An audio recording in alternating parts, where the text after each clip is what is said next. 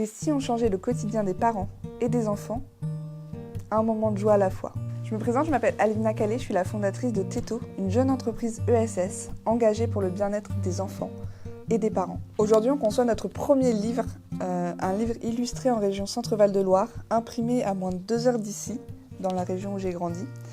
Et surtout, il a un objectif pédagogique qui est assez important. À chaque fin de livre, on va retrouver 3 pages qui vont expliquer à l'enfant la thématique du livre. Donc ici, le nom.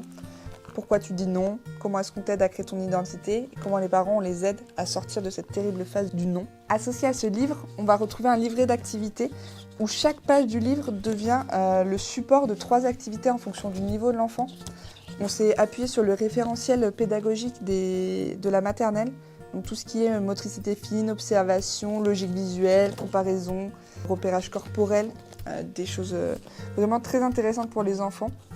Et chaque fois on s'appuie sur ce livre afin de faire en sorte que le livre ça soit pas juste un objet du moment du coucher, mais également du quotidien dans la journée pour favoriser un apprentissage ludique et pédagogique et avoir un support pour créer du lien entre les parents et les enfants. Associé à ça, on va sortir aussi l'année prochaine cette fameuse peluche, on en est à la V4 maintenant, je crois qu'on s'approche du but, ça y est. On a un objet qui est fonctionnel, qui est facile à transporter, qui ressemble à des objets que les gens connaissent déjà. Pour ça, on va pouvoir avoir cette nouvelle peluche avec un diffuseur sonore qui va venir reproduire les bruits du cœur, de la respiration. Vos berceuses, ça sera à vous de choisir. On va avoir un module simple avec un seul bouton. On va changer les musiques là-dessus avec un port USB-C afin que tout le monde puisse recharger. Et surtout, il va vous servir à enregistrer vous-même vos sons.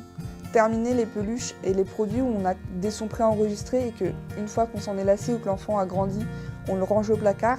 Vous allez pouvoir vraiment mettre ce que vous voulez dedans. Avant les 6 mois de l'enfant, on déconseille de mettre une peluche dans le berceau.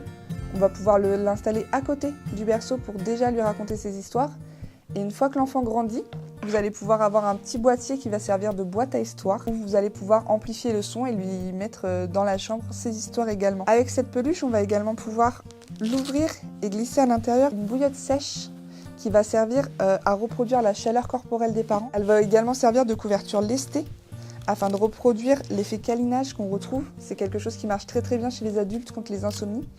Il faut savoir que chez l'enfant aussi ça existe et ça fonctionne. On va pouvoir le mettre sur l'enfant, aussi bien chaud que tempéré. Et ça va aussi au frigo. Donc l'été, si jamais l'enfant a trop chaud, vous pouvez aussi le mettre au frais. Si vous le mettez au congélateur, ça fonctionne. Une fois que l'enfant a grandi, vous allez pouvoir changer la taille de la bouillotte pour qu'elle soit plus adaptée à son poids et à son âge. Et dans ces cas-là, celle-ci, vous pouvez la mettre au congélateur, elle servira à soigner ses premiers bobos. L'idée, c'est que la peluche, vous pouvez vraiment vous en servir chaque module séparément pour pouvoir grandir avec l'enfant. Enfin, on aura une étiquette avec un numéro unique dessus. Chaque peluche sera unique, fabriquée en ESAT, avec des produits éco-responsables. Avec ce petit numéro et cette étiquette, vous allez pouvoir avoir ce certificat d'adoption qui vous la garantit. Et surtout, si votre enfant perd le doudou, la personne qui le retrouve, son sauveur, va pouvoir venir le rentrer dans notre site internet et nous, on va pouvoir retrouver ses propriétaires.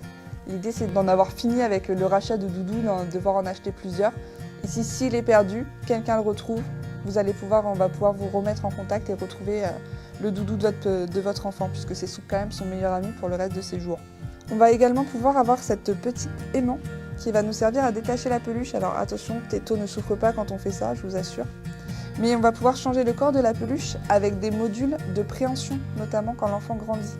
Au cours de la journée, il va pouvoir avoir un module de préhension avec différentes formes, couleurs, textures, qui vont venir aussi l'aider et favoriser son apprentissage. Le soir, on lui remet son doudou pour pouvoir aller se coucher. L'idée, c'est d'avoir une peluche évolutive qui va suivre le quotidien de votre enfant. Aujourd'hui, où est-ce qu'on en est? On est à la phase de crowdfunding de notre livre. On est en train de développer les prototypes de notre peluche. Comme je vous le disais, on est sur la dernière version. On va pouvoir lancer les tests. Et du coup, normalement, l'année prochaine, on se revoit pour une bonne nouvelle. Le lancement de notre peluche, après qu'elle ait été testée en conditions réelles, dans des familles avec des enfants qui les auront un peu maltraités.